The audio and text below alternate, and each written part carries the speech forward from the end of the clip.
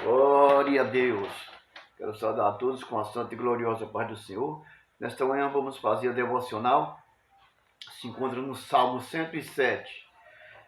Salmo 107 vem falar um pouco do que é a benignidade de Deus. Vamos ler. A epígrafe do texto diz assim: a bondade de Deus em proteger os viajantes e os encarcerados, os doentes e os que navegam, e em geral todos os homens. Lemos: louvai ao Senhor, porque Ele é bom, porque a sua benignidade é para sempre. Digam-nos os remidos do Senhor, os que remiu da mão do inimigo, e os que congregou das terras do Oriente e do Ocidente, do Norte e do Sul. Andaram desgarrados pelo deserto, por caminhos solitários. Não acharam cidades que habitassem. Famintos e sedentos, a sua alma neles desfalecia. E clamaram ao Senhor na sua angústia, e ele os livrou das suas necessidades e os levou por caminhos direitos para irem à cidade que deviam habitar. Louvem ao Senhor pela sua bondade e pelas suas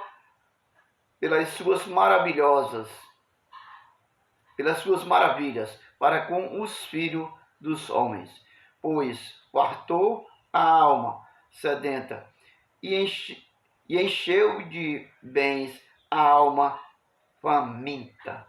Glória a Deus.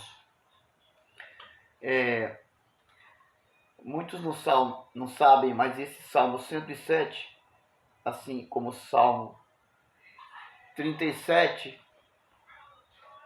o Salmo 37 também faz referências a o 137, aliás. O Salmo 137, ele faz referências a essa ida dos judeus à Babilônia, né? No tempo do rei Zedequias, né? Que ele foi colocado eles furaram os olhos de Ezequias e botaram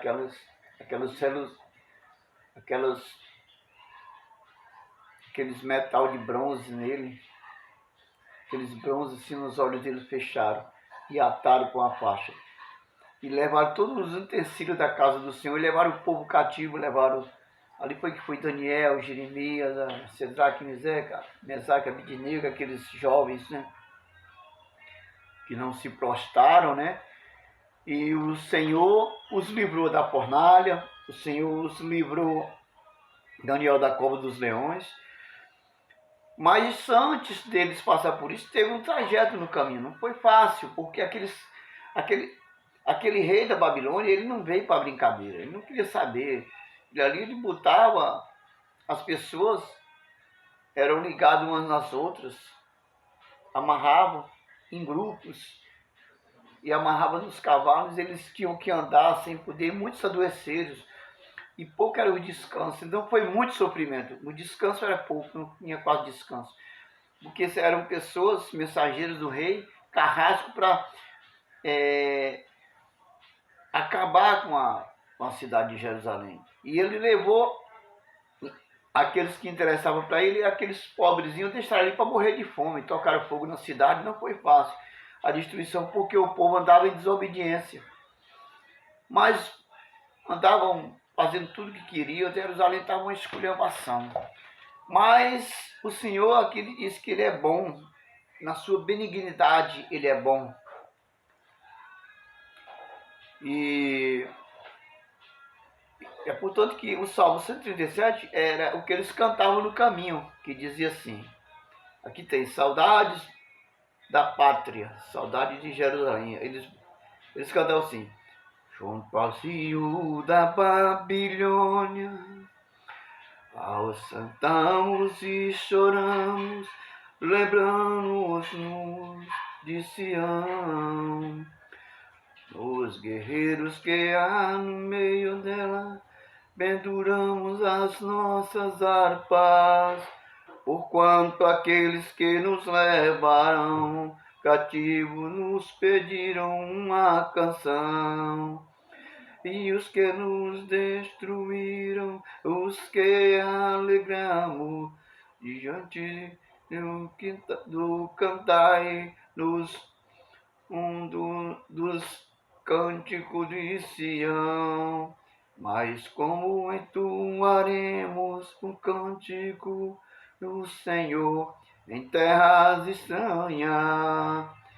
Se eu me esquecer de ti, ó Jerusalém, esqueça-se a minha destra da sua destreza, e pegue-se mim a língua ao paladar.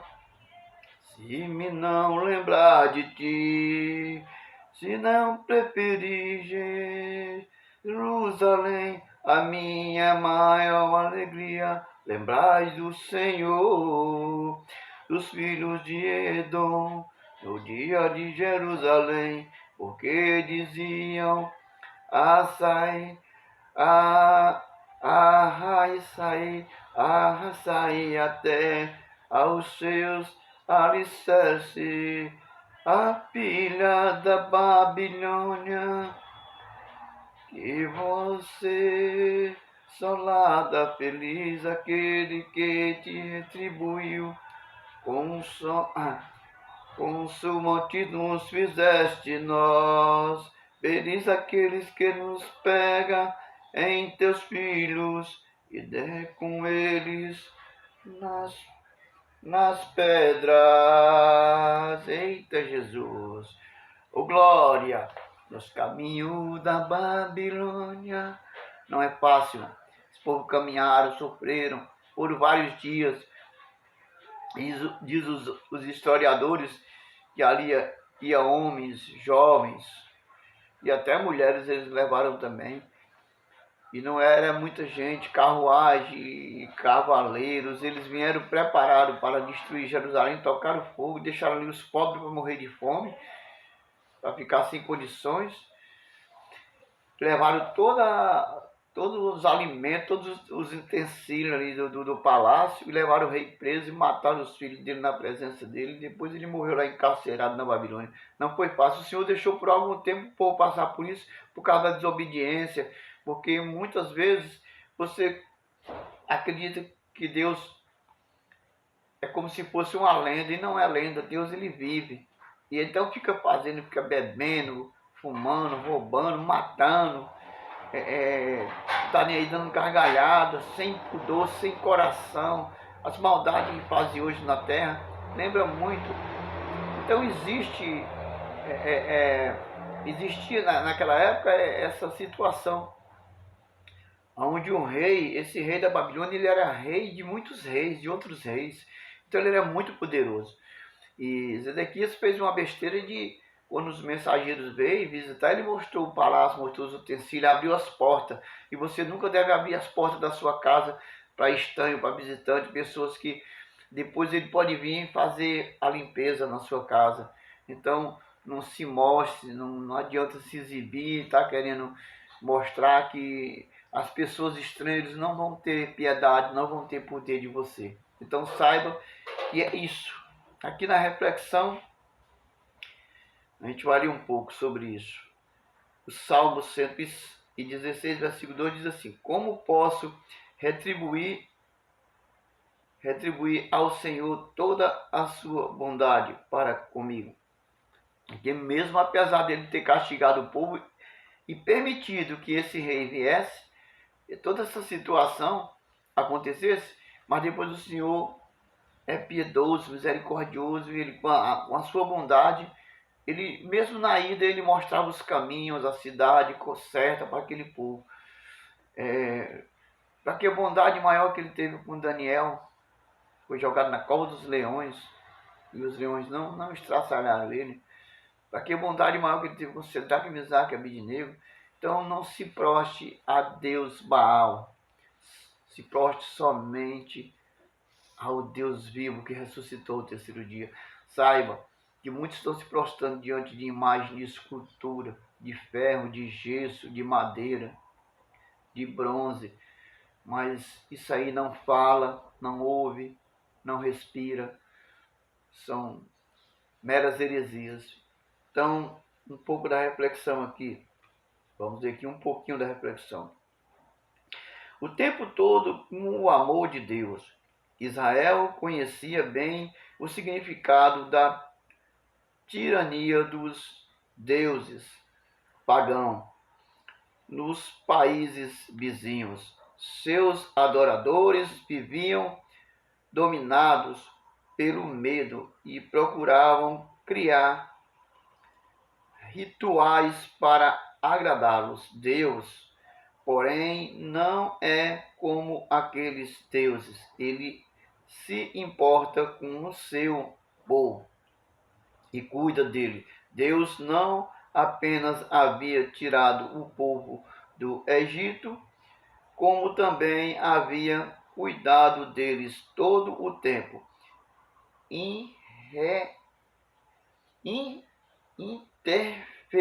Interferiu na história de vida de cada um. Deu-se a conhecer, revelou-se como Deus poderoso e provedor. A vida cristã deve ser uma vida de louvor a Deus por todas as suas maravilhas. Reconhecer a grandeza de Deus é atitude que corresponde ao caráter cristão. Foi para isto mesmo que fomos criados, para louvar e glorificar a Deus. Finalizando aqui no rodapé, diz assim: louvar a Deus não é um ritual extenso. Aqui ele botou externo, que o meu óculos está meio embaçado. Louvar a Deus não é um ritual externo, mas uma atitude interna. Eita, você tem que sentir a necessidade e a vontade de louvar a Deus na sua casa, no seu trabalho, aonde você estiver. Se você não quer incomodar as pessoas, então louve em silêncio. Sabe aquele louvorzinho? Deus enviou seu Filho amado para perdoar, para me salvar. Na cruz morreu por meu pecado, mas ressurgiu e vivo com o Pai está. Eita glória! Porque ele vive, posso crer no amanhã. Porque ele vive, temor não há, mas eu bem sei, que a minha vida está nas mãos de meu Jesus, que viva está. E quando enfim chegar a hora em que a morte enfrentarei, sem medo então terei vitória, irei à glória ao meu Jesus, que viva está. Oh glória, porque ele vive, posso crer no amanhã. que ele vive. Temor não há, mas eu bem sei, eu sei que a minha vida está nas mãos do meu Jesus. Sabe que a tua vida está nas mãos de Jesus, porque ele vive por mais doloroso, por mais duro, por mais tenebroso, espinhoso que seja o caminho. Aquele povo na Babilônia caminhando no caminho da Babilônia, diz os historiadores que era 3.000 quilômetros a distância de Jerusalém para a Babilônia. Então não foi fácil. Quantos dias não andaram? Meses. Não foi fácil, mas eles chegaram lá abatidos. Muitos morreram pelo caminho. Não foi fácil, adoeceram, mas os que chegaram lá tiveram a sua vitória. O Senhor depois, foram 70 anos de cativeiro. E Daniel torna a orar para que venha o Senhor, a mão do Senhor se compadecer e trazer aquelas ovelhas desgarradas que estavam, por culpa de muitas vezes de nós mesmos, que pregamos a palavra de Deus e não pregamos com exortação sobre a obediência, sobre a reverência ao Senhor Jesus. Você está ali na Bíblia todos os dias, você está fazendo sua devocional, você está pregando o Evangelho, você está evangelizando, está dizendo que Jesus volta, que Jesus vai ter arrebatamento, primeiro vai ressuscitar os que morreram em Cristo Jesus, e depois nós que estamos vivos em Jesus, seremos arrebatados enquanto encontraremos com Jesus nas nuvens. Está falando isso?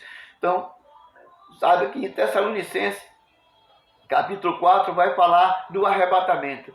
E fala que primeiro os que dormem em Cristo, ou seja, que morreu, mas não morreram, vivos, morreram vivificados. Então eles não morreram, dormem, apenas dormem, espera aquele dia. E aquele grande dia vai chegar. E quando a última trombeta tocar, fizer você precisa estar atento para obter a salvação em Cristo Jesus. Amém?